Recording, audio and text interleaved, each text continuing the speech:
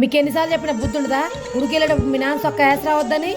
ఎందుకే నా గురించి తెలిసి కూడా అలా మాట్లాడతావు? మా నాన్న అంటే ఎంత ఇష్టమో నీకు తెలియదా? మా నాన్న సొక్క వేసుకుంటే ఆయన నాతో ఉంటాడని ఫీలింగ్ నాకు ఉంటుంది. అందుకే నువ్వు ఎన్నిసార్లు చెప్పినా ఈ సొక్క నేను వేసుకునేది. గుడికెళ్ళేటప్పుడు ఎవరైనా కొత్త బట్టలు వేసుకుంటారు, నీలాగా చచ్చిన వాళ్ళ బట్టలు ఎవరు వేసుకోరు.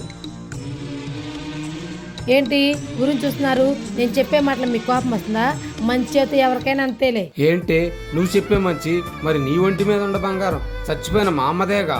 అయితే ఇటు ఈ సొక్కతో పాటు ఆ బంగారం కూడా ఎవరికైనా దానం చేస్తా. మీకేమైనా పిచ్చి పట్టిందా? ఇది బంగారం, ఎవరికో దానం చేయడం ఏంటండి? అవే కాదు, మా నాన్న ఇచ్చిన పొలం, మా నాన్న కట్టించిన ఇల్లు, ఇవేమి మనకొద్దు. ఈ క్షణమే అన్ని వదిలేసి మనం వెళ్ళిపోదాం. లేకపోతే లేనిపోయిన దరిద్రం అంతా మనకు పట్టుద్దే.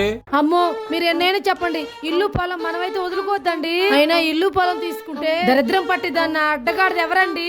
మరి మా నాన్న సొక్క నేనేసుకుంటే దరిద్రం పట్టిద్దన్న ఆ అడ్డగాడిదెవరే?